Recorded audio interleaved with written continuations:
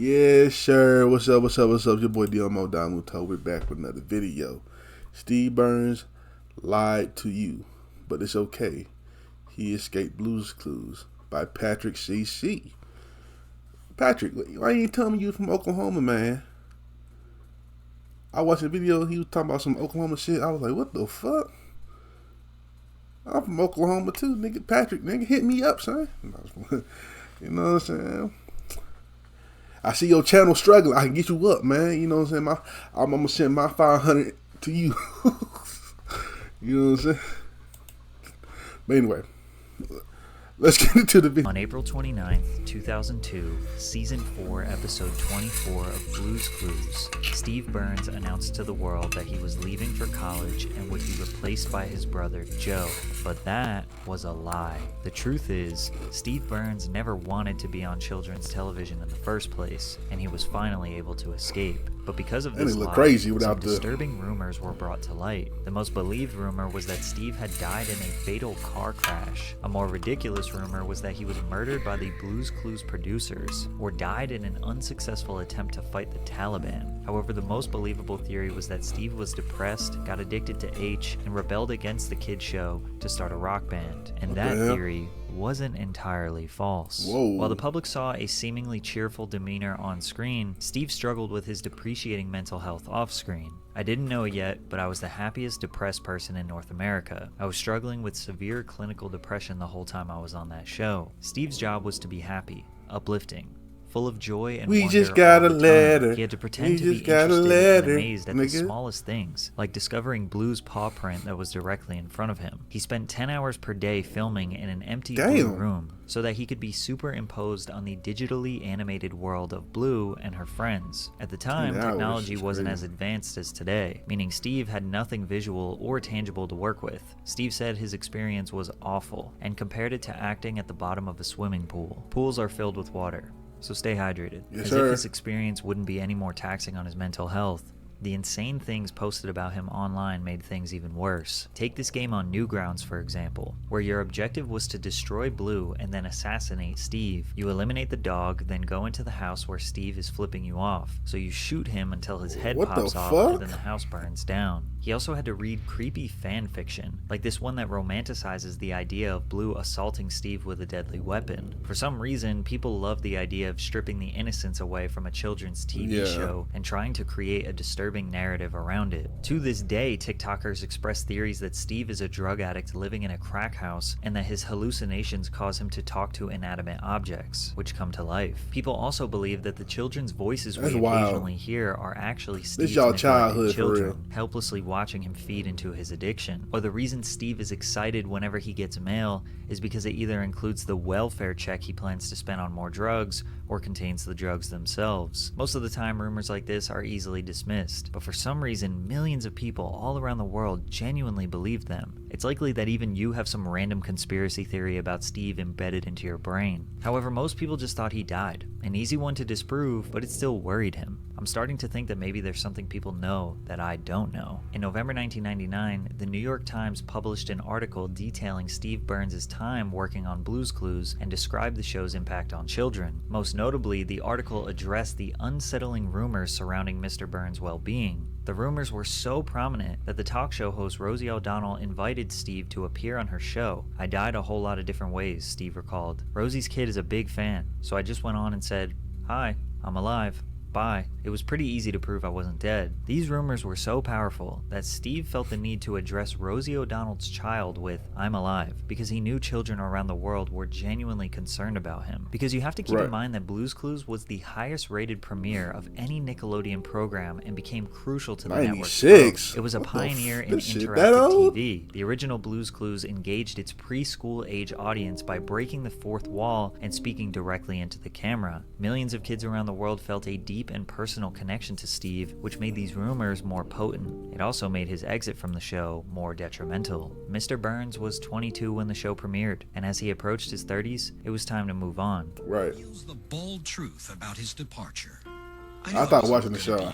Doing children's television all my life, mostly because I refused to lose my hair on a kids' TV show, and it was happening. Steve knew that his baldness would ruin his boyish look and appeal. True. The network insisted that he wear a wig, but he refused. Combine this with his depreciating mental health, it was finally time to exit. He told the viewers goodbye in his final send-off, alongside his new replacement Joe, and children around the world thought he was just going to go to college and he would return shortly. They were mistaken. Steve was not off to college. He was about to embark on his journey of being the lead singer of a psychedelic rock band. Steve was interested in music way before Blues Clues. Steve Burns attended Boyertown Area Senior High School in Berks County, Pennsylvania, graduating in 1992. He played in bands called Sudden Impact, 9 Pound Truck, and the Ivies. He continued playing music on the side while pursuing an acting scholarship at DeSales University in the Lehigh Valley. Shortly after being discovered by an agent, Steve dropped out of school and moved to New York City to become a professional actor. In '95, Steve arrived at Nickelodeon under the impression he was auditioning for a voiceover role for a game show, but then later found out it was for a kid show. Steve was a grungy 90s skate rock kid with long hair and earrings, not the ideal fit for the job. Tracy Page Johnson, executive producer and co-creator of Blues Clues, says that he didn't want to be a children's host. Of the 100 people we auditioned, he was by far the realest. He loved kids, but he didn't want to make a career out of it. Steve didn't want to be on children's television. He wanted to make music, and after he stepped away from the show, he could finally make his dreams a reality. In 1999, Steve walked into a party in New York where he heard the Flaming Lips' 1999 album, The Soft Bulletin, for the first time, considered by many to be the Flaming Lips' masterpiece.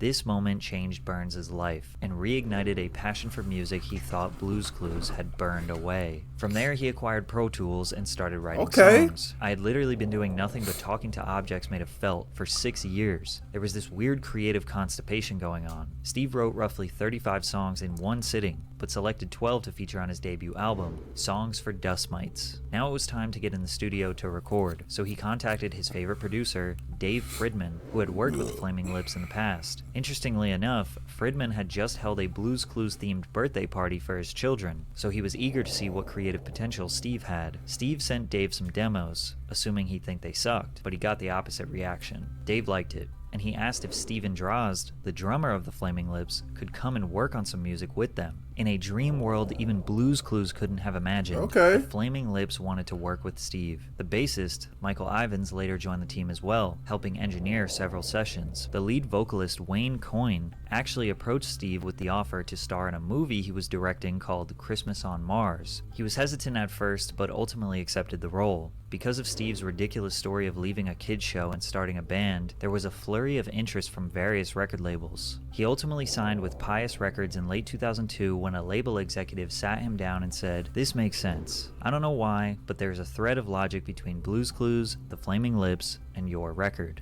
And he was right. Something about the perfectly innocent image of a children's show, combined with the amount of insane rumors surrounding Steve, leading to being a frontman of a psychedelic rock band, was a crazy storyline. Burns professionally entered the world of rock music following the release of his indie rock album Songs for Dust Mites in August of 2003. Although the 12-track album did not garner much commercial success, it received praise from critics, as Pitchfork gave the project a 7.8 out of 10, and complimented Burns' lyrical insight and gift for writing and arranging endlessly listenable pop songs. You can actually hear one of the songs from the album, Mighty Little Man, as the opening theme for the CBS series Young Sheldon. Despite releasing music and starring in a horror comedy film called Nether Beast, rumors surrounding Steve's death resurfaced on the internet again. Burns told MTV in late 2007 that he was starting to take it personally. "I guess the world would prefer that I was dead, but I'm not listening. I should really just create a website with my vital statistics on it. It could be live. There has to be a way I can hook up a heart monitor to my computer just to let people know I'm alive." To this day, Steve's Instagram handle is Steve Burns Alive, with a bio that reads, "I've seen the meme."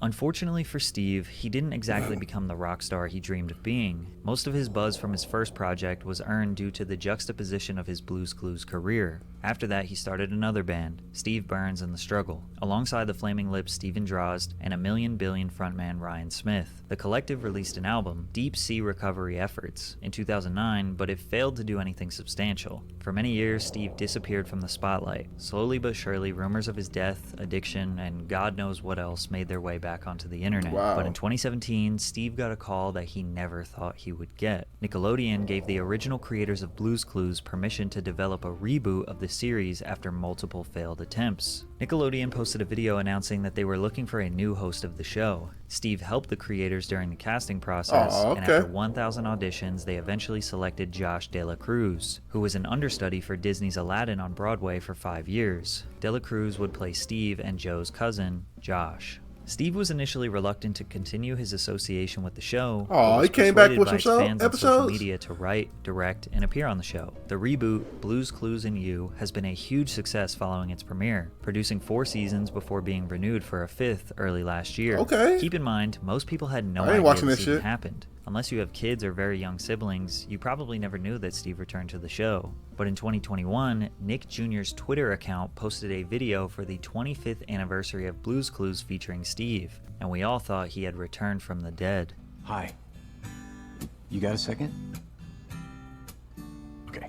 You remember how when we were younger we used to run around and hang out with Blue and find clues and talk to Mr. Salt, freak out about the mail and do all the fun stuff. And then one day I was like, oh, hey, guess what? Big news. I'm leaving. This is my brother Joe. He's your new best friend. And then I got on a bus and I left. And we didn't see each other for like a really long time. Can we just talk about that? Great. Because I realized that was kind of abrupt. Steve went on to explain what happened to his character, continuing the fake story of him going to college, because having a really unsuccessful rock band was not the narrative Nickelodeon wanted to continue. But his ability to speak through the camera and develop a one-on-one connection with the viewer resonated deeply with Blue's Clues fans. It's like we were all 5 years old again. The post was retweeted 700,000 times and liked by 1.9 million people. I think the overwhelming engagement is a huge testament to how powerful these rumors were over the years. Literally millions of people around the world thought he was a criminal, a drug addict, or dead. That's crazy. It's almost as if people wanted to believe them, because the rumors were debunked numerous times over the years. So for him to essentially return from the shadows after 2 decades was shocking for so many people. This return finally put the rumors to rest. Steve Burns is not a child predator, he is not a drug addict, he is not a criminal, and that's most wild to certainly put on somebody. not dead. Although he didn't want to be in kids' TV originally, he doesn't regret it at all. I hope I'll be remembered for that show for the rest of my life. That will always be a part of my identity, and I'm totally cool man, we with grew that. up on you, Today, son. Burns travels to colleges around the country to speak to students about mental health because those rumors destroyed his, and now he's using that to help you improve yours. That's crazy. The internet is a crazy place, man.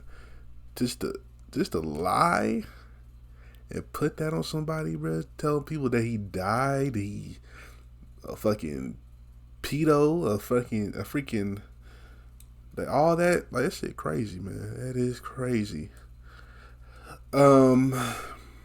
Yeah, man. Steve Burns, man, he I was born in '98, so when I watched Blue Clues, I was watching him. You know what I'm saying? I remember the dude after him a little bit. I didn't really watch it. I kind of grew up out of Blue's Clues. I didn't really want to watch it. But yeah, so shout out to him, man. You know what I'm saying? I'm glad he's doing great. He back on the show and doing great things, you know what I'm saying? So anyway, if you like my reaction, make sure you like, comment, subscribe, and I'll catch you next time. Become a member if you want to become a member too. Members only videos and all that. So, peace.